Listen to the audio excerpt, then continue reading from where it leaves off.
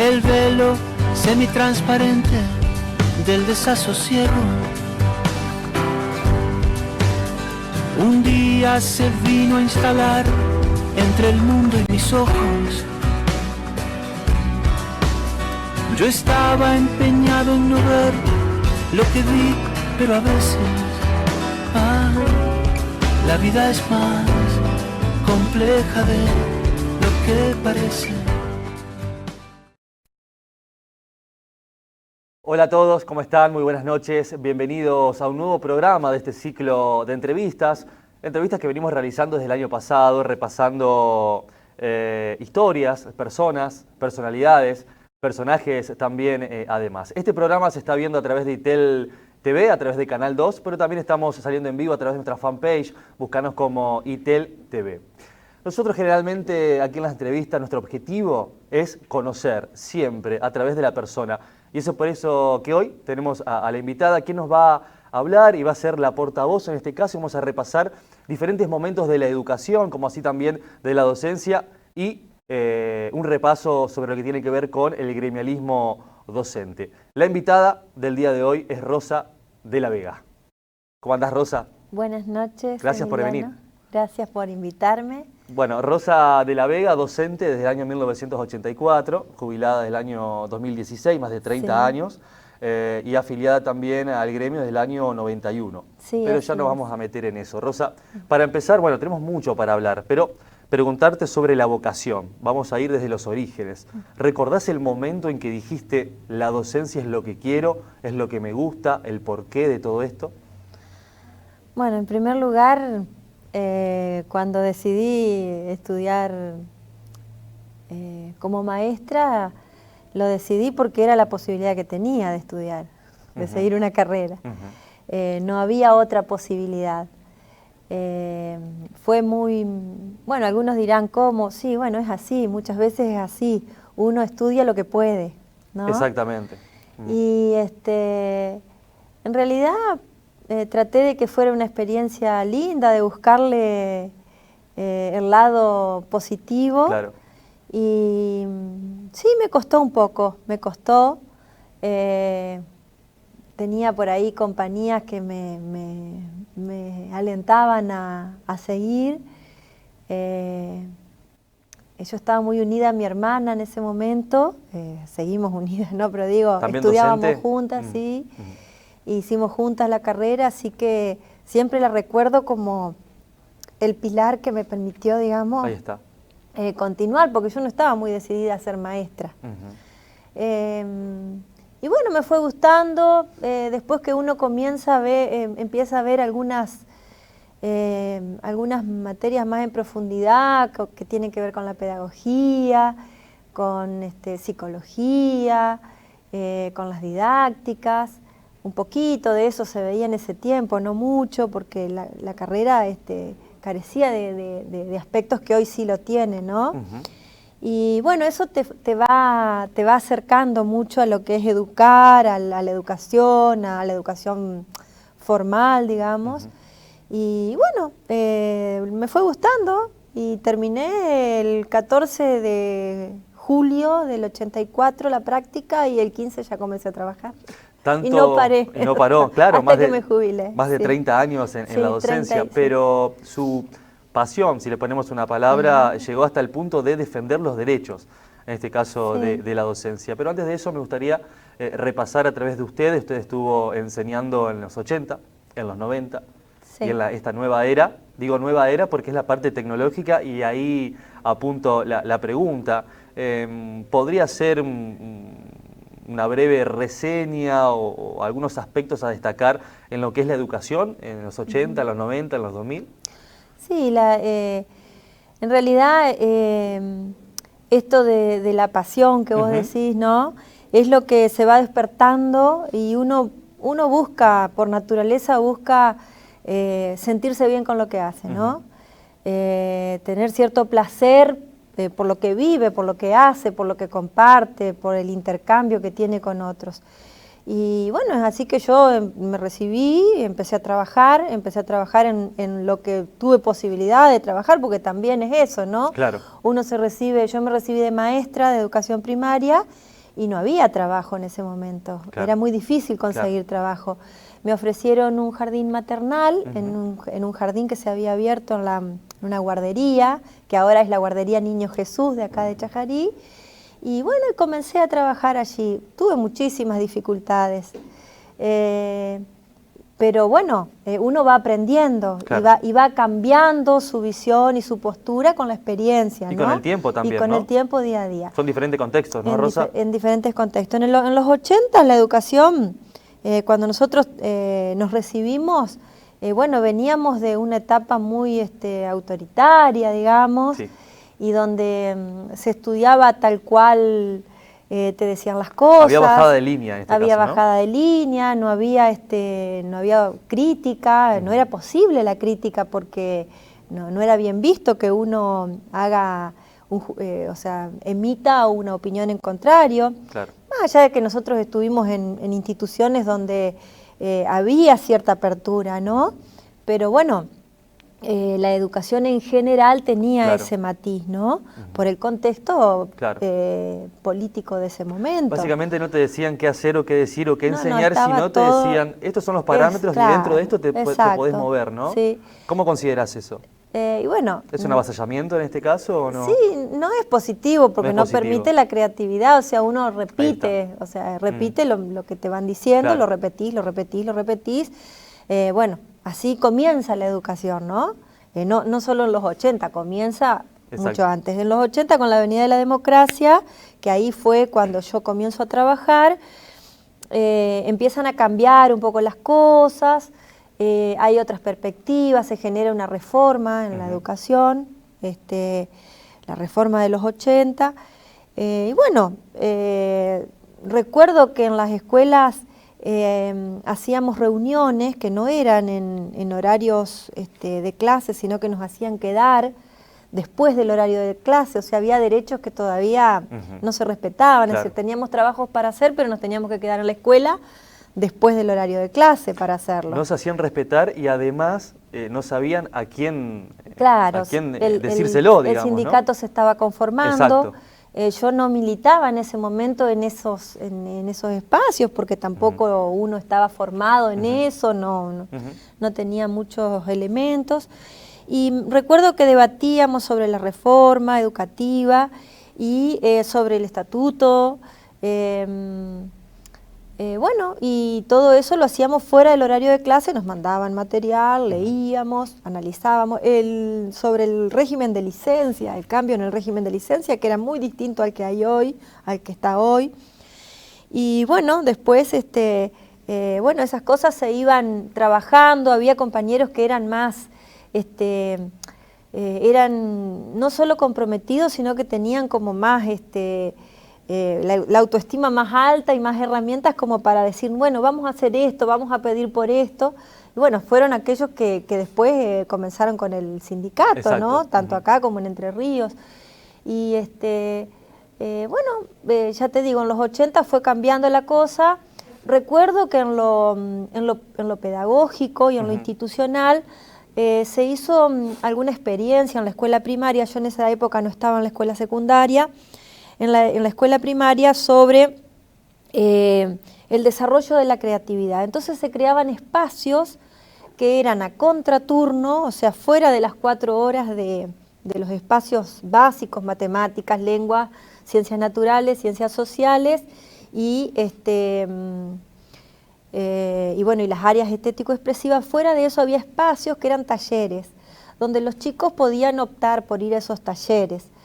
Pero mucho no resultó aquello, porque era voluntario, los chicos iban, algunos no iban, había espacios de teatro, los docentes nos teníamos que anotar en qué espacio queríamos estar. Eso también nos traía más tiempo dentro de la escuela, Claro, porque no eran espacios reconocidos remunerativamente, ni no era dentro del horario escolar. La cosa que todo eso fue cambiando, fue quedando para atrás, ¿no? Pero era buscarle a la educación algo Claro.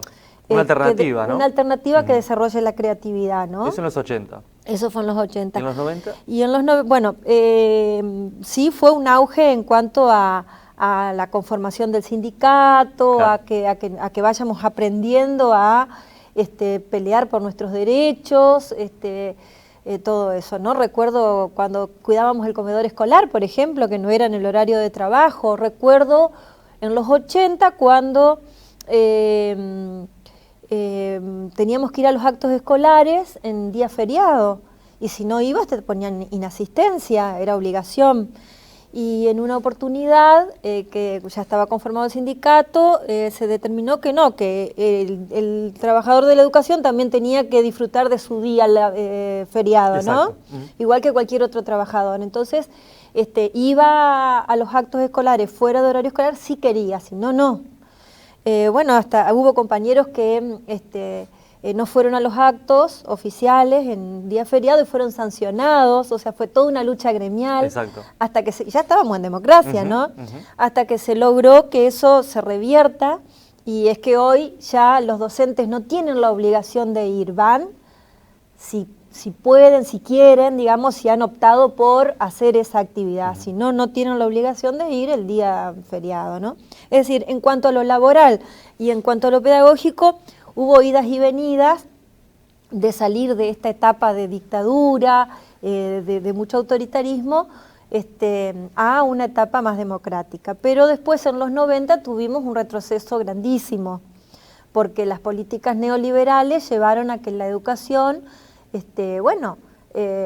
vuelva para atrás en muchos sentidos, ¿no? ¿Vos considerás rotundamente de que esta nueva manera de gobernar, ¿no? Esta estrategia de gobierno, el neoliberalismo, retrocede? ¿Es un retroceso para la educación? Es un retroceso. ¿Desde qué punto? Fue un retroceso en algunos pequeños avances que habíamos logrado en los 80. En cuanto ¿no a es cierto? derechos. En cuanto a derechos y también en cuanto a educación, porque la Ley Federal de Educación del año 1992 lo que considera es a la educación como un servicio, no como un derecho, ¿sí? Claro. Después de mucha pelea por parte de los sindicatos, de los docentes, de los trabajadores de la educación organizados, se logra este cambio, ¿no? De que la educación sea un derecho y no un servicio, como que es una mirada distinta, ¿no? Y lo otro es la meritocracia que se planteaba también dentro de la Ley Federal de Educación. Si vos tenías más títulos, si tenías, o sea, te exigían mayor formación, ibas a ser mejor remunerado, o sea, todo eso estaba en los anteproyectos, ¿no es cierto? También esa ley fue muy debatida en los ámbitos laborales, y bueno, también fue un retroceso en cuanto a la educación secundaria, que la educación secundaria había tenido en distintas épocas muchos avances y había sido muy buena en distintos aspectos, ¿no? Porque teníamos las escuelas de comercio, las escuelas humanísticas, las escuelas técnicas, las escuelas agrotécnicas. Lo que hace la Ley Federal de Educación es crear los polimodales, que eran escuelas que hasta el tercer año tenían la formación básica, y después la orientación polimodal, que vos la elegías. Lo que pasa es que mucho no podías elegir tampoco porque no había Mucho para elegir. mucho para elegir en todos los lugares. Recuerdo que me ha pasado estando en la secundaria. Claro. Entonces también era muy, muy lineal, ¿no? te formaba en un aspecto específico, pero vos no podías elegir el aspecto que vos querías, Claro, en el que vos querías ¿Es estudiar. esto o no hay otra Claro, orientación? no hay otra orientación. Entonces allí fue toda una orientación como una actitud Claro. de parte de los docentes también, de considerar que, bueno, las ciencias económicas era lo más importante, y de los padres, ¿no? Y de las comunidades. Entonces había un montón de polimodales orientados en las ciencias económicas. Totalmente impuesto eso, ¿no? Totalmente impuesto, porque había toda una cuestión de que se elegía en la comunidad la orientación, pero ya estaba todo trabajado previamente como para que se elija Ya esa estaba orientación. encaminado, ¿no? Claro. Es así que hoy, bueno, eso fue en los 90. En los 90, sí. Luego hay una reforma, bueno, ahí los sindicatos, los docentes, los trabajadores de la educación, tuvieron un rol fundamental, ¿no? La resistencia a esa ley federal de educación. Y bueno, se siguió trabajando en ese sentido. En esa época yo quería contarte ¿Sí? lo mío, ¿no? ¿Sí? Mi experiencia personal. Estaba trabajando en una escuela primaria rural. Yo tenía un plurigrado, es decir, cuarto, quinto, sexto y séptimo grado. Porque eran poquitos chicos. ¿Esto fue la reforma del 99? Claro. Perfecto. Entonces tenía todos esos grados, pero eran pocos chicos, no eran muchos, ¿no? Vos tenías un plurigrado, se trabajaba hermoso, y bueno, viene la reforma esta y se crean las escuelas, en Entre Ríos, se crean las escuelas intermedias, secundarias intermedias, que eran escuelas secundarias en la zona rural. Entonces el séptimo grado que yo tenía pasó a la escuela intermedia. Y le ofrecían a la maestra que estaba si quería pasarse a séptimo o quedarse con el plurigrado. Bueno, yo acepté pasarme a séptimo. Y ahí estaba séptimo, octavo y noveno año, que era la primer parte de la escuela secundaria, como escuela intermedia, y las escuelas funcionaban en la zona rural hasta ese año. Después los chicos se tenían que ir a polimodales. Exacto. O sea que había posibilidades hasta cierto punto. Claro, pero después como una habilitación a que vaya a otro lado, ¿no? Claro. Y se pierde mucho, ¿no? Generalmente uno Sí. arranca en la primaria y termina en la secundaria en la misma escuela, ¿no? Claro. Como hay un sentido de pertenencia. Un sentido de pertenencia. Como hay un legado sí. allí que bueno, queda. nosotros ahí hubo varias posturas, ¿no? Me imagino. Nosotros desde el sindicato se lo resistió mucho a eso, pero desde la docencia, bueno, yo en un primer, por ejemplo, para que vos veas cómo Sí. uno va cambiando. Al principio yo decía, no, está bueno, porque nuestros chicos en la zona rural no van a ir a la escuela secundaria, no van, y por lo general en la zona donde yo trabajaba, iban las mujeres a estudiar, las hijas mujeres, y los hijos varones se quedaban a trabajar en el campo. Entonces nosotros decíamos, no, está bueno que haya esto, porque los chicos van a estudiar, qué sé yo. Y por otro lado, otros compañeros decían, no, pero se está fragmentando la educación, no ponen los recursos. Bueno, Tal cual. Imagino los caminos rurales. Sí, Porque los transportes, si bien la la idea historia de los transportes fue Exacto. terrible. Si bien la idea sí. es conocer a la entrevistada en este caso, Sí. o a través de la entrevistada iluminar ciertos momentos del pasado, bueno, cuento algo personal también, el caso de mi madre. Vivía en Colonia Villa del Rosario y caminaba 3 kilómetros para ir a la escuela rural, la escuela 15, Sí, a la escuela en ese 15. caso. Imagino, escuchándola a usted, imagino qué hubiese pasado si le hubiesen dicho, mirá, para continuar la secundaria es hasta acá, si vos querés seguir tenés que irte a una Así más era. urbana, por decirte. Claro. Y la respuesta iba a ser no, Claro. directamente no sigo, ¿no? Porque lo hacían caminando a través de la mitad de los campos Sí. para poder llegar todo un sacrificio. Y que venga alguien por una reforma que poco palpable, te diría, ¿no? Hasta un poco invasiva y poco popular, ¿no? Esa bajada en este caso. Está bueno por un lado. Por un lado estaba bueno, Pero por otro lado imagino a había contras. ese estudiante rural, claro. Los chicos tenían que venir de San Ramón hasta San Pedro y me acuerdo que hubo reuniones y Claro. reuniones y reuniones con los padres para organizarse, pero no porque no querían venir a la escuela ni porque no los querían mandar, sino para que el Estado garantice La el continuidad. recurso del transporte para que Claro. los chicos puedan venir. Claro. Y se logró, o sea, Y se logró, por se eso. logró, pero con mucho compromiso de los padres, muchísimo compromiso de los docentes de la escuela y de los directivos, ¿no? Los directivos, yo me recuerdo, estaba Rosita Rojas, era la nueva directora de la escuela secundaria. Y recuerdo que ella nos permitía reunirnos con los padres y se logró el transporte. Venían los chicos del fondo de San Ramón, allá lejísimo. Bueno, también la escuela de Santa Juana surgió así en ese momento. Mirá. Muchas escuelas rurales secundarias. Bueno, esa fue una reforma que tuvo idas y venidas, que benefició en cierto modo a los estudiantes rurales, pero que hubo que luchar mucho para que todos los derechos se garanticen, Claro. ¿no? Porque no es crear una escuela y nada más. Nada más, claro. Después hay una posterior organización, Y etcétera, sí. etcétera, ¿no? Sí, así que bueno, en esa época estuve ahí, eso fue en los 90, y después, bueno, estuve en otras escuelas urbanas, estuve en la escuela Güemes, estuve en Federación, en un jardín de infantes, o sea que viajé a dedo 2 o 3 años también para allá. Y luego vine a Cachajarí, estuve en la Escuela Álvarez. En esa época que estuve en la Escuela Álvarez, recuerdo que en cuanto a la lucha de los trabajadores, estaba la Carpa Blanca en ese momento. Histórico, y había compañeros que iban y viajaban a ayunar allá, y los demás acompañábamos desde la escuela, ¿no? Haciendo el aguante a esos compañeros que estaban resistiendo justamente la implementación de esta Ley Federal de Educación, que fue bastante nefasta, digamos, para la educación en nuestro país. ¿Podemos poner un punto ahí, Rosa? Sí. Y te quiero preguntar, ¿fue un punto de inflexión lo que pasó con la carpa docente? Porque es histórico en la educación nacional, ¿no? Sobre todo por la forma en que resistieron, por sobre todas las cosas, más allá de ser noticia mundial, porque estuvo por todos lados también. ¿Fue un punto de inflexión entre la educación? ¿Se puede partir de allí como la educación de antes con la de ahora? Sí, fue un punto de inflexión. Sí. Con la educación y con los derechos de los trabajadores de la educación, ¿no?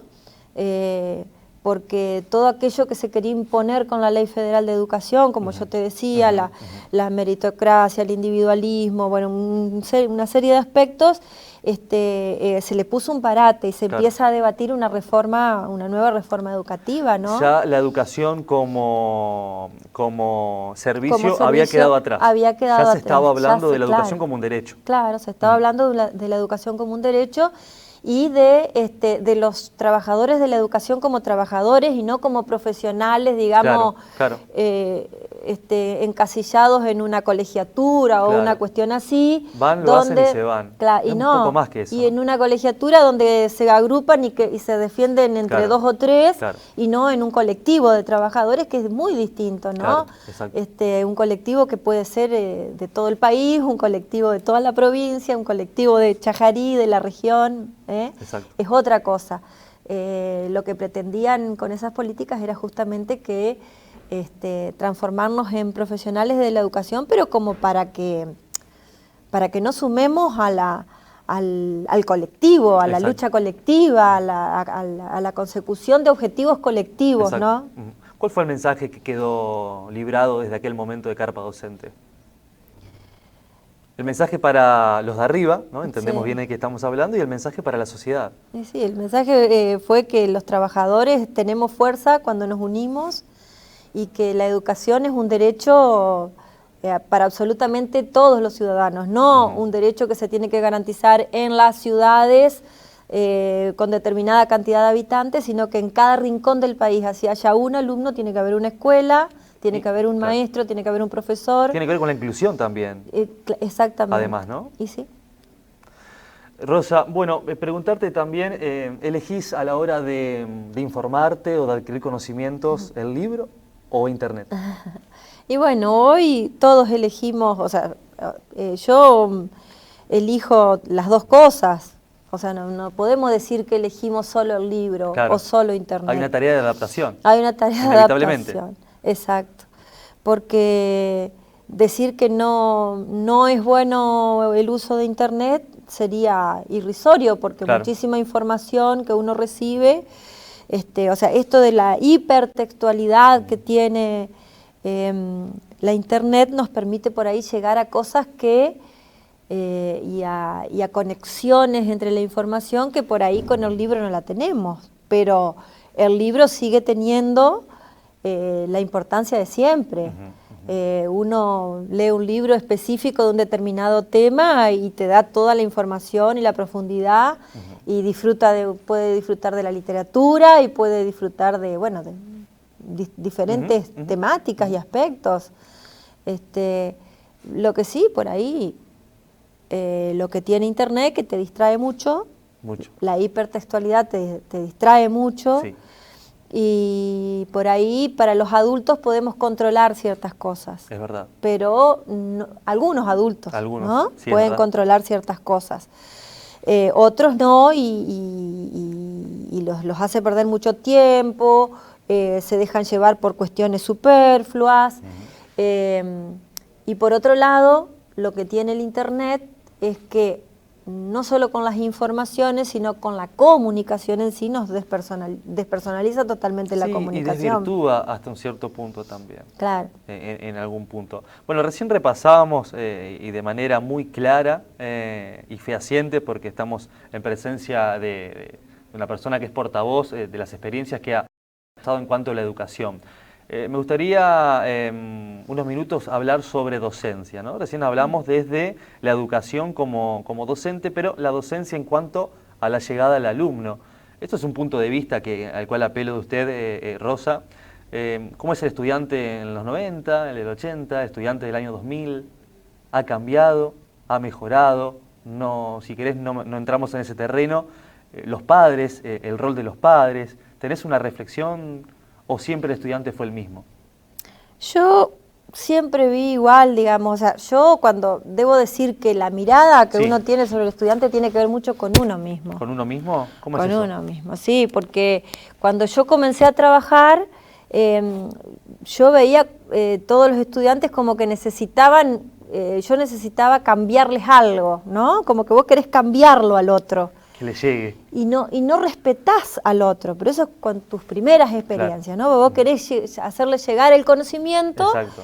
Y no lo respetás al otro. Entonces, tu mirada va cambiando, después vos vas viendo que no es así la cosa, que cada uno tiene sus posibilidades, que son diferentes a la del otro, a la del otro, a la del otro, y que vos tenés que hacer un camino para acercarle lo que necesita de conocimiento en la educación sistematizada, ¿no? Pero respetar su forma de ser, ¿no? Ahora, lo que pasaba en los comienzos de mi carrera es que las aulas estaban llenas de chicos. Mira. Había aulas, grupos de hasta 50, yo tuve 52 niños en un segundo grado. Hoy ya no pasa eso. ¿Por qué? Debido a varias cuestiones. Una de las cuestiones es que dentro de nuestros pedidos desde lo laboral, era justamente que se den las condiciones materiales para que el proceso educativo se dé correctamente, digamos. Las condiciones materiales es tener una cantidad de niños, de estudiantes, de adolescentes, no mayor a 20, 25 claro, a lo sumo, porque claro. si no, conocerlos a todos y atenderlos. Imagínate, una superpoblación 52. en las aulas. Claro. Bueno, eso se fue logrando. Y bueno, el Estado de a poco va creando las condiciones. No sé en este momento, porque estoy un poquito alejada, si en las escuelas secundarias todavía hay grupos tan grandes. En las escuelas primarias ya no tanto. Son grupos, los grupos más grandes tienen 25 alumnos, más de 25, ya se pide la creación de otra división. Exacto. No estoy en conocimiento de lo que pasa en las escuelas secundarias. Bien.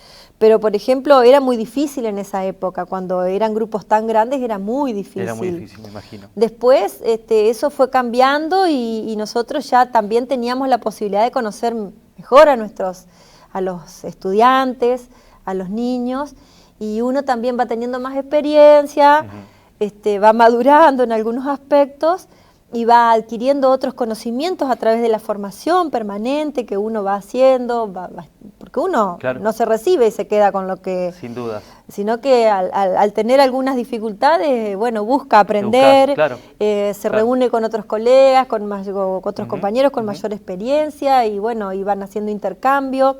Yo siempre tuve la gran suerte de estar rodeada de gente que siempre me enseñó, digamos. Claro, ¿no? aprendiste de quien te rodeaba. Siempre, o sea, nunca estuve en ámbitos muy cerrados, digamos, que no. No, siempre gente muy abierta de la que aprendí. Así que, bueno, uno va cambiando eso. Entonces los estudiantes no son ni mejores ni peores. Exacto. Los estudiantes hoy tienen muchísimas más posibilidades que hace un tiempo atrás, porque hay muchísimos recursos que no teníamos. Antes nosotros, por ejemplo, yo estudié de maestra comprándome un libro. Claro. Claro.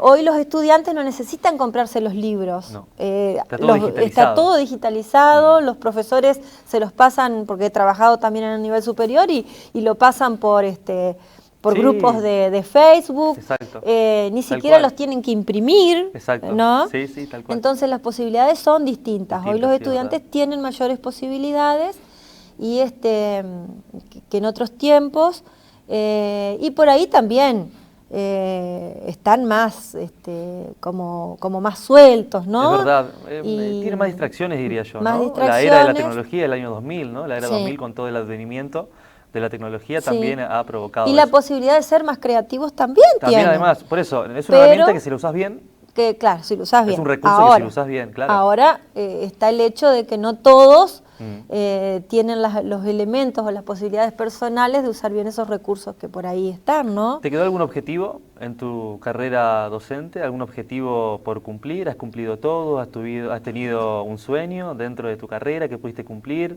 ¿Cuál fue tu mayor logro que hayas recordado? Sí, mirá vos, qué bueno esto.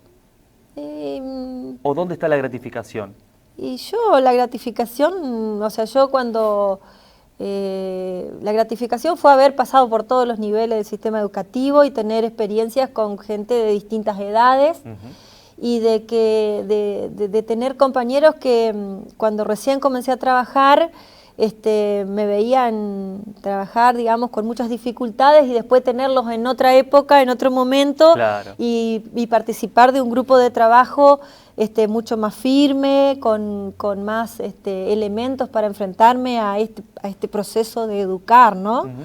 Y de estar o sea, la gratificación fue esa, haber visto yo los cambios en mi experiencia personal. Esa fue la gratificación.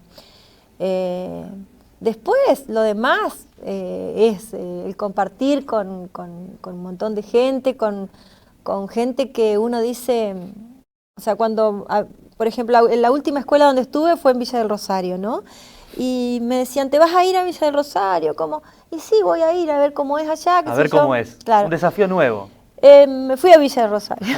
Como así también a Federación, como así también a claro, escuelas rurales. Y la experiencia fue hermosa. Ahí está. Yo, la primera experiencia que había tenido ahí había sido cuando recién empecé Claro. de docente.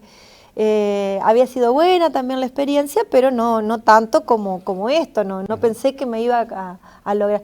Bueno, ya era el final de mi carrera, los 10 últimos años estuve ahí y tuve muy buena relación con la gente, con los padres de los chicos, con los chicos mismos. Así como tuve también Claro. dificultades, ¿no? Exacto. Porque encima fui ya a un cargo directivo, por lo tanto fue bastante complejo para mí Fue un traspaso. hacerme cargo, digamos, de Claro, una escuela. y sí. Pero bueno, fue gratificante, aprendí un montón allí, así que para mí fue gratificante el intercambio con la comunidad, ¿no? Hablando de gratificación, como docente, ¿qué esperabas o qué espera el docente del alumno? Y tal vez también, ¿qué espera el docente del padre del alumno? Yo, en lo que a mí respecta, ¿no es Sí. cierto? No sé si todos los docentes pensarán lo mismo, pero yo lo que pienso es que sea feliz, y que aprenda, pero para ser autónomo, que no dependa de otros. Ahí está. ¿Sí? Eso es lo que siempre les decía a los chicos. Aprendan para ser ustedes mismos, creativos y no depender de nadie. Ustedes no tienen que depender de nadie, tienen que valerse por sí mismos y hacer feliz a los que los rodean, digamos, ¿no? Y de los padres, bueno, eso, que respeten a los hijos en sus decisiones, que los acompañen, que sean sinceros por ahí, ¿no? A veces es muy difícil eso. Y el en la respeto hacia el escuela. docente, Rosa, porque esto no es general, Ajá. pero hemos visto en diferentes noticias a nivel nacional, regional, sucede, de que por ahí el padre ante la, digamos, voy a textualizar dos frases. Sí. Una es, me saqué un 8, dice un alumno. El mismo alumno, si se saca un 4, dice, me puso un 4. Claro. Sí, siempre Y el buscamos la padre, culpa, ¿no? directamente, en vez de preguntarle cuántas horas de estudios le dedicaste o acompañarlo en este caso, porque generalmente o estoy cansado o la rutina que agobia también es como que hacelo solo o no pude Claro. estar con vos. Y lo primero que hacen es ir a hablar y a veces de mala manera con el docente en este caso que está a cargo, ¿no? ¿Has tenido que lidiar en algunos momentos? O... Sí, eso siempre sucedió, digamos, ¿no? Porque, bueno, en la sociedad somos así, La o sea, me sociedad, ¿no? incluyo. Una cuestión social. Claro, Claro. somos así. Es como que buscamos las culpas afuera y no las buscamos en nosotros mismos, o sea, no nos Exacto, miramos nosotros claro. mismos. Yo he tenido sí algunos problemas, pero así como también hubo chicos, estudiantes que tuvieron que aguantar mi actitud, que por ahí no era la que ellos esperaban, Sí, sí, sí. O mi falta de experiencia, ¿no? Pero bueno, así como los padres tienen errores, nosotros también los tenemos. Pero el tema es que hay casos muy extremos de violencia, de padres hacia docentes, como de docentes hacia padres, pero esos son casos extremos, no es que eso es lo que prima Claro, en no las es general, escuelas. pero hay situaciones. Pero hay situaciones. Ahora, yo nunca tuve esas situaciones extremas y las veces que hubo un indicio de algo así, siempre tuve compañeros que estuvieron cerca mío para colaborar y para salir adelante y poder salir bien en esa situación. Claro, es decir, claro. nunca hubo un corte con ninguna una familia. Bien. Definitivo, digamos, Claro. ¿no? Porque El diálogo te lleva por allí a... Claro. Pero siempre enfrentando el conflicto. Y en porque consenso, ¿no? En consenso. Porque el perjudicado, al fin y al cabo, por ahí por una disputa o alguna pequeña discusión, el perjudicado es el alumno, al es fin y el al cabo, niño, ¿no? sí. Sí, Rosa, por ahí sí. el tema es no tapar el conflicto, ¿no? Siempre hay que enfrentarlo. Exacto. Y bueno, Claro, porque es fácil señalar, ¿no? Claro. Por ahí más fácil sería, bueno, algo le está pasando. ¿O qué pasa con Pero vos? yo ¿Qué pasa en tu casa? nunca estuve sola en estas situaciones, siempre estuve con otros compañeros, En red. maestros, profesores o supervisores, lo que fuere, o los mismos padres como colaboran y te ayudan en la escuela cuando hay este tipo de conflictos, ¿no? Estuviste trabajando en escuelas rurales. Ujú. Ana Zabaloy, maestra rural de San Antonio de Areco, falleció hace unos días, 8 de junio. Y fue impulsora de la Red Federal de Docentes por la Vida. Es una agrupación que lucha contra las fumigaciones con agrotóxicos. Se estamos hablando muchísimo en cuanto a noticias con respecto a esto. Se siguen realizando fumigaciones encima de escuelas rurales. Se mete el gobierno provincial y opina también, y es muy diferente a lo que opina el gobierno nacional. Está en la opinión de los productores, que se niegan por ahí a donar, si me permite la palabra, ciertos metros o hectáreas. Tenemos los docentes también y los alumnos, enfermos también por cáncer. Y Blas Tomasi, por ejemplo, que se ha convertido en un emblemático, ¿no? O símbolo de lucha, que ha muerto en octubre del año pasado también, producto de esta contaminación. ¿Tenés una postura? ¿Cuál es tu posición al respecto? Sí, nosotros, yo cuando estaba trabajando, desde el sindicato participábamos también de un movimiento que se generó en relación al sindicato, pero de otras organizaciones también más, ¿no? Que era Paren de Fumigar las Escuelas.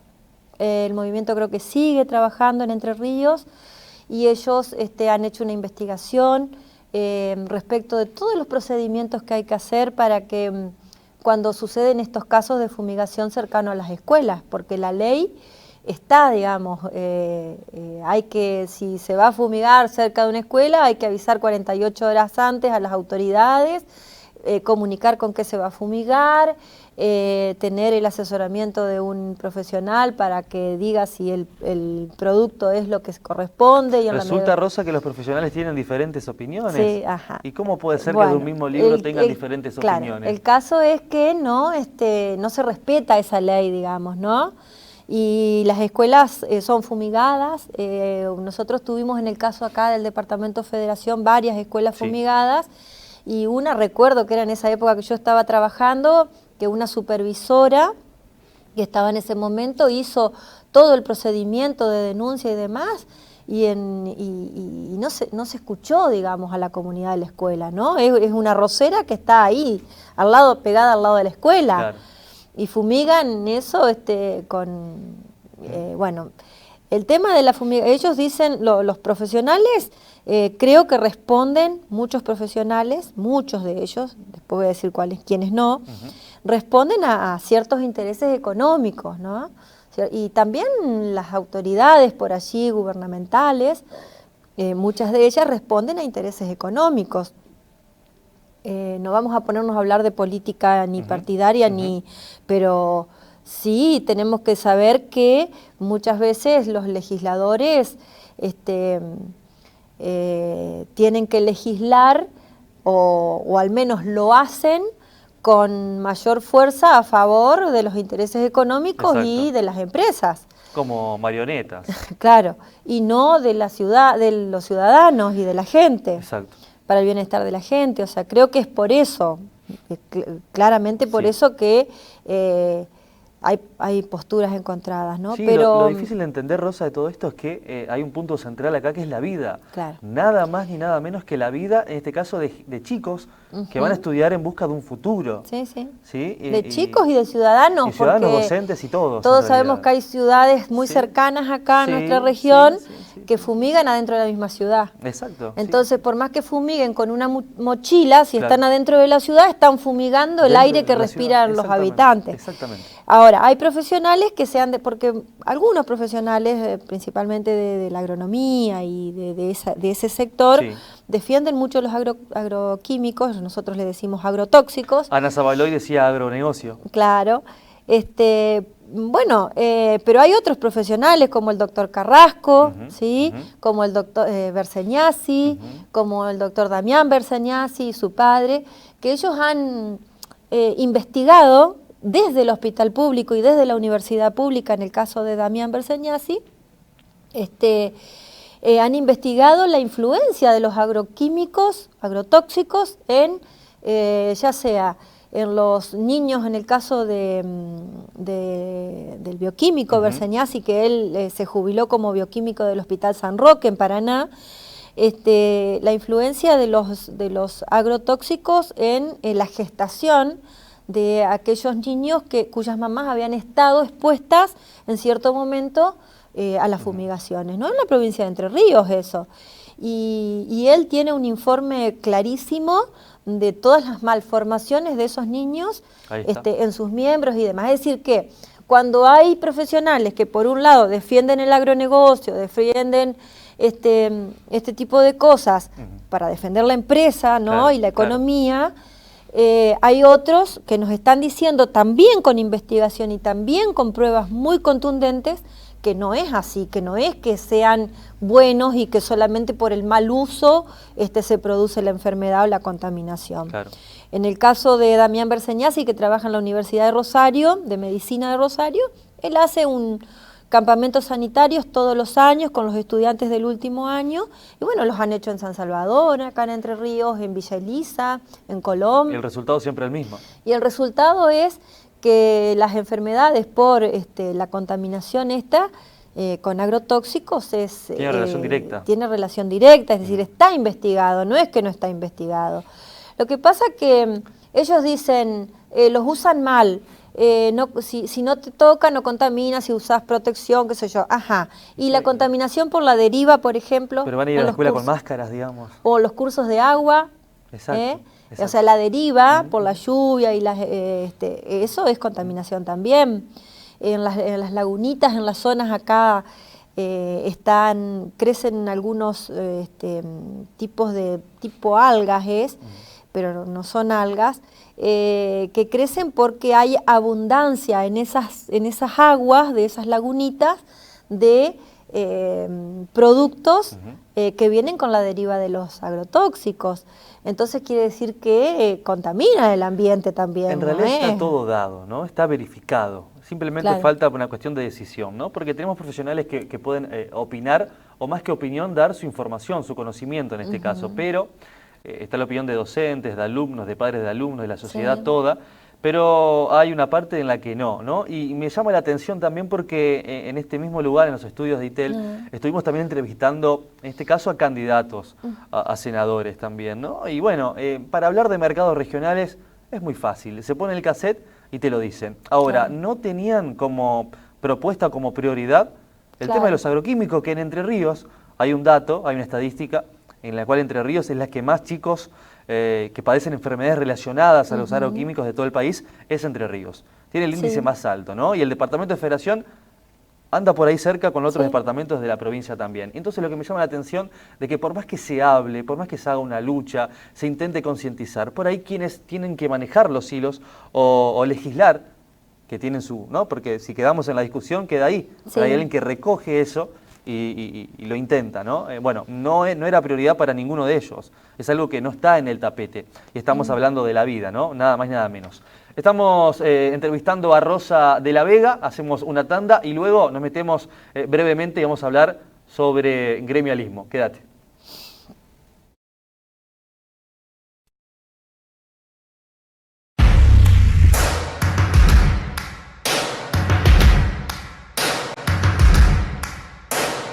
First things first, I'ma say all the words inside my head. I'm fired up and tired of the way that things have been. Oh, ooh, the way that things have been. Oh.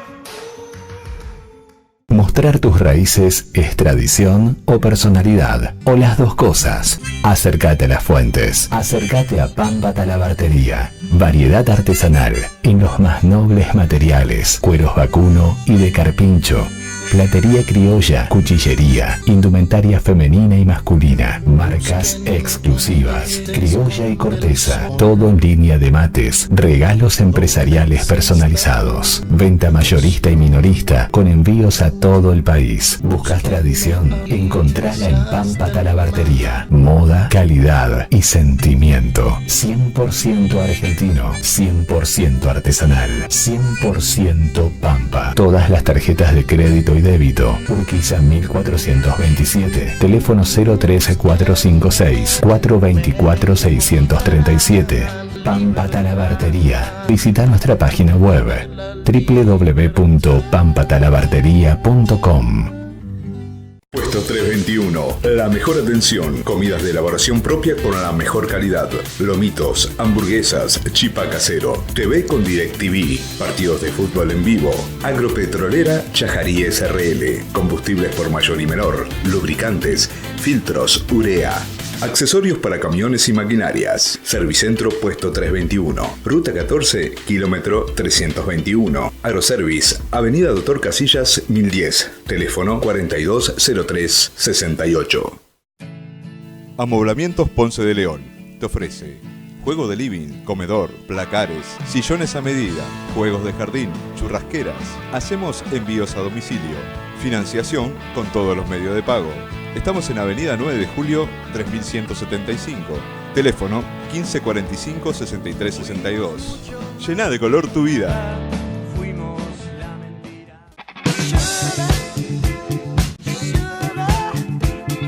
GUI te espera con todos sus espacios. Espacio relax de espera con TV y redes. Espacio de cortes. Espacio de maquillaje. Espacio masculino de barbería.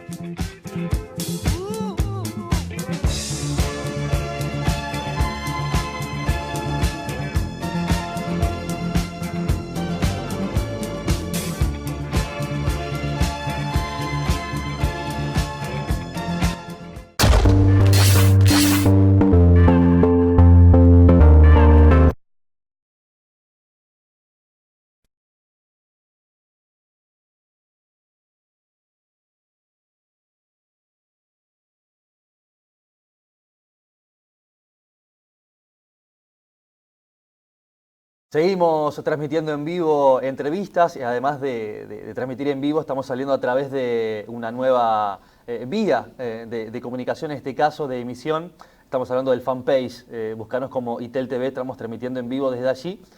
Mandaban saludos recién, Rosa, mientras duraba la tanda, estábamos chusmeando algunos mensajes. Una persona muy querida dentro de la docencia, en este caso. ¿Le gusta este tipo Sí. no, a veces uno se incomoda, ¿no? Cuando recibe por ahí, no sabe cómo reaccionar, ¿no? Pero eso está bueno y habla también de los años de experiencia, ¿no? Porque por ahí el olvido puede ser bastante rápido, ¿no? De una persona que no ha hecho o que no ha dejado. Sin embargo, usted en estos 30 años, por lo que nos está contando y también lo que ha dejado, es que por eso que merece ese tipo de de saludos, ¿no?, de la gente. Bueno, muchas gracias a los que saludan y bueno, a todos, ¿no? Porque uno hace lo que tiene que hacer y se siente bien con eso y aprende un montón de toda la gente que le rodea. Ya te digo, yo tuve la satisfacción de haber empezado a trabajar, estar con gente que para mí era muy grosa, digamos, de la que yo aprendía, y después de unos años que te digan, qué bueno, vamos a hacer juntas tal cosa, y yo decía, yo acá... Lo que uno genera, ¿no?, también además. Eso está muy pero, bueno. Eso está muy bueno. Es la posibilidad de estar con otros y de sentirse bien con otros, aprender con otros, siempre se aprende con otros. Sos afiliada desde el año 91 a ACMER. Sí, desde el año 91. ¿Por qué la decisión? ¿Recordás aquel momento, el por qué te iniciaste en el gremio?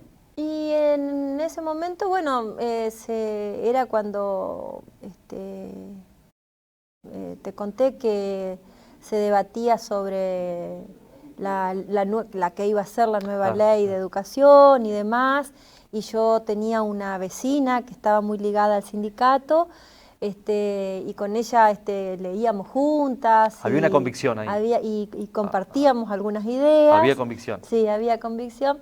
Y bueno, yo no era militante activa del sindicato, pero decidí ir a afiliarme. Y bueno, fui, me afilié y ya ahí comencé, digamos, a participar de las asambleas y todas esas cosas. Pero siempre hay alguien que te lleva, digamos, porque compartís ideas, compartís experiencias. Claro. ¿Todas las luchas fueron por recomposición salarial? No. ¿La Todas mayoría? No, para nada. No. Para Eso nada. no es así y lo digo con esta fuerza porque todos los medios de comunicación, Exacto. cuando hablan de las luchas Exacto. docentes, hablan de lo salarial. Por Y eso la pregunta.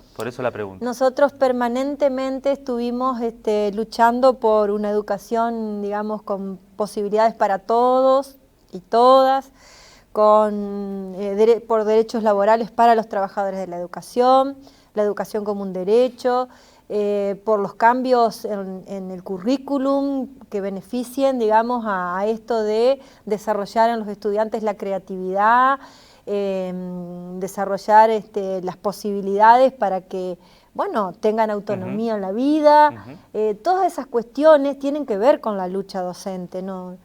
No tienen que, por la igualdad de oportunidades. Exacto. Fundamentalmente, se ha luchado muchísimo por condiciones materiales y simbólicas dignas para que se dé la educación, ¿no? El hecho educativo. Cuando decimos condiciones materiales hablamos de edificios escolares, hablamos de útiles, hablamos de libros, hablamos... ¿Por qué crees que los medios recogen eso nada más? La recomposición salarial, o ahí están los docentes reclamando más. En noviembre de 2011, en esa reforma de ese año, donde hubo también una asamblea pública, bien digo, ahí en la plazoleta que está frente a la terminal, no recuerdo el nombre ahora, y has dicho, se ha creado un mito donde se cree que tenemos una jubilación de privilegio, como contestándole. ¿A quién? Y a los medios, a quienes a veces, a algunos gobernantes, ¿no? Que en ese momento decían que los docentes teníamos una jubilación de privilegio. En ese momento las autoridades también de la Caja de Jubilaciones lo decían, y en realidad no es así. O sea, jubilación de privilegio tienen aquellos que han trabajado para el Estado 1 año, 2, 3, 4 como funcionarios o como legisladores o como gobernantes y se jubilan con jubilaciones exorbitantes u otros casos de jubilaciones, ¿no? No digo los trabajadores, ningún trabajador del ámbito educativo ni del ámbito público ni tampoco del ámbito privado, ni siquiera aquellos trabajadores que nunca aportaron y que reciben jubilaciones exorbitantes. digo, aquellos trabajadores que nunca aportaron y que reciben jubilaciones sin aportes, que no son exorbitantes, son mínimas. Son mínimas. También les corresponde, porque esos trabajadores no aportaron porque sus patrones no le aportaron, Exacto, ¿no? Como es el claro. caso de las amas de casa. Claro. Nosotros no tenemos jubilaciones de privilegio, hemos aportado lo necesario para que la caja funcione como tiene que funcionar y además aportamos por la ley 4035, los trabajadores de la provincia de Entre Ríos, docentes y no docentes, aportamos por esa ley para las jubilaciones de las amas de casa. Que a mí me parece bárbaro que eso exista, porque en épocas donde no se reconocían los derechos de las amas de casa, trabajaban más que cualquiera y no se les aportaba nada. Tal cual. Entonces me parece que es un buen reconocimiento, más allá de que es mínima la jubilación. Pero bueno, la nuestra no es jubilación de privilegio. Yo siempre defendí y sigo defendiendo a muerte la autonomía de la caja de jubilaciones de nuestra provincia. De la provincia. De la provincia. No desde Nación. No, la Nación, ¿no es cierto?, está la ANSES y es un sistema nacional. Hay provincias que están adheridos a ese sistema. La provincia de Entre Ríos tiene la caja de jubilaciones de la provincia, es autónoma, y tenemos una ley de jubilaciones provincial. Yo soy defensora y cuando dijimos eso esa vez, era porque siempre intentan, y Claro. esto lo recuerdo desde los 90 que empecé en el sindicato hasta ahora, siempre se está dando por diferentes normativas que quieren armonizar la caja de jubilaciones de la provincia con la ANSES. Claro, ¿no? ahí es como que le saca autonomía, ¿no? Le saca autonomía y le saca los recursos, los Exacto. aportes que hemos hecho durante muchísimos años, esos recursos van a otra caja. Y además nos quita derechos, porque ya no nos jubilaríamos con el 82% móvil, que es el 82% del sueldo que vos cobrás como activo, sea del sueldo que sea, es el 82% de ese sueldo, sino que ya te jubilás con lo que fija Nación por su ley de jubilación. Entonces, nosotros defendemos, y yo soy una defensora de la caja de jubilaciones y de la ley de jubilaciones de la provincia. Recuerdo muchísimas asambleas en toda mi carrera docente, a partir de los 90, ¿no? Donde se pretendía siempre armonizar la caja de jubilaciones y siempre por la resistencia de los trabajadores públicos y docentes de la provincia, se logró, digamos, que no se haga. Ahora, ¿Por qué? estamos ¿Por qué? ¿Cuál será el motivo? de la armonización. Sí. Y ¿Por qué crees? Y porque la Nación tendría los recursos Y el control. y el control de los recursos, de nuestros aportes, y por otro lado son cajas que tienen una concentración de Claro. muchos recursos económicos, o sea, es por el recurso económico que la quieren armonizar, y por otro lado nos quitan derechos. Claro. Nos quitan derechos y les sale más barato, digamos así, hablando Ahí está, perfecto. en Sí, sí, sencillo. en criollo, Les sí. sale mucho más barato tener un trabajador jubilado por la ANSES que jubilado por la Caja de Jubilaciones de Entre Ríos. Ahora es terrible. Volvimos en el año 2000, estaba sacando la cuenta, 2016 creo que dije, ¿no? Sí, en abril. Rosa pide, en este caso, complicidad. Nos acompaña Juan José Rossi, Sí. digo bien, historiador Sí. también que está aquí. Bueno, también una especie de soporte informativo, Sí, ¿no? En este caso. Sí, él me hace recordar las fechas por ahí. Ya se enfrió el mate, Juan. Ahora hacemos otro. En el 2016 recuerdo una asamblea también en la plazoleta allí de Héroes de Malvina, en la terminal, Ahí, exacto. que también se presentaba el proyecto de reforma laboral a nivel nacional, ¿no? Muy resistido hasta ahora por los gremios, y ese proyecto de reforma laboral es nefasto. Y en ese momento decíamos a los docentes, decían los compañeros trabajadores de la educación allí presentes, ¿no?, que eran muchos en la plazoleta y había pocos medios de comunicación allí,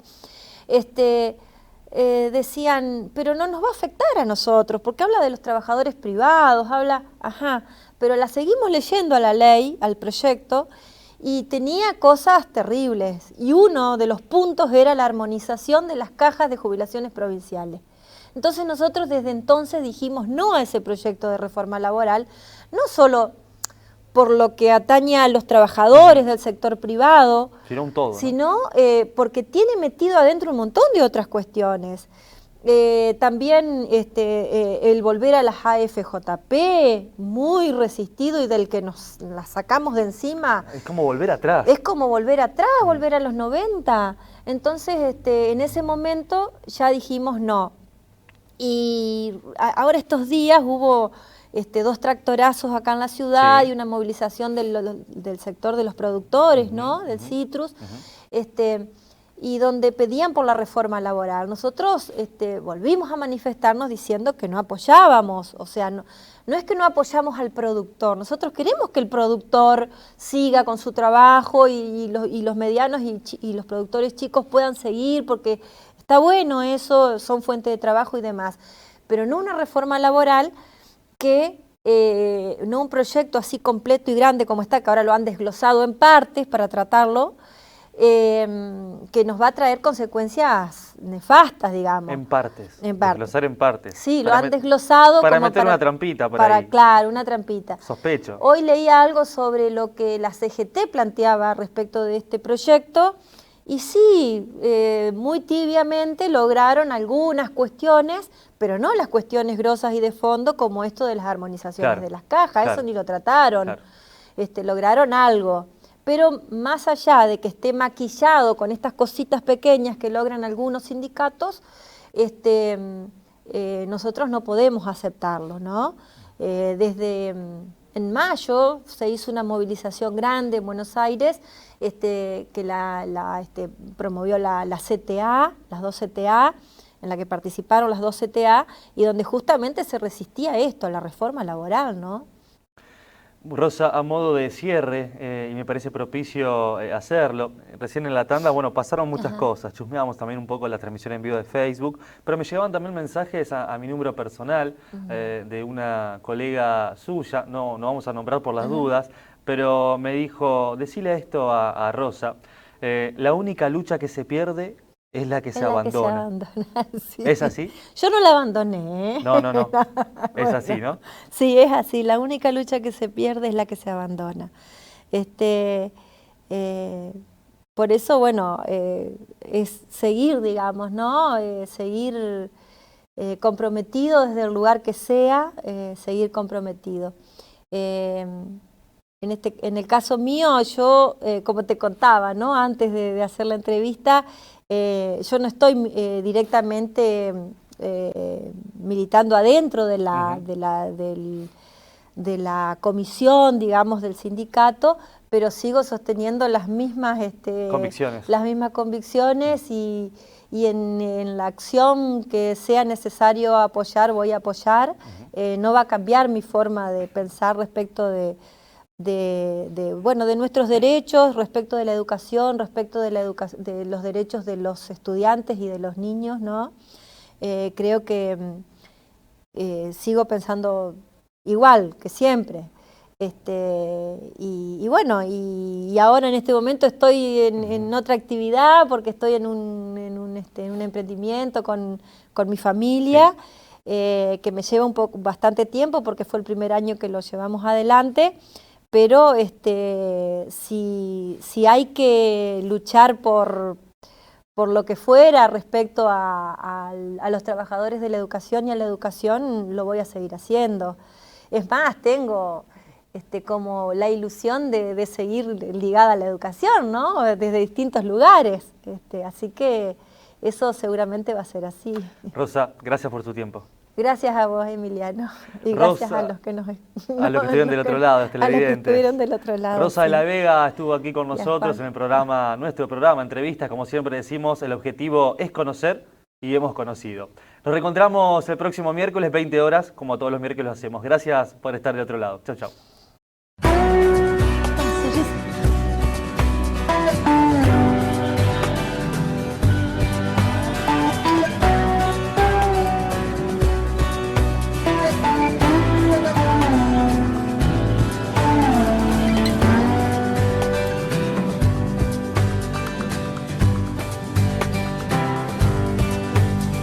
El velo semitransparente del desasosiego.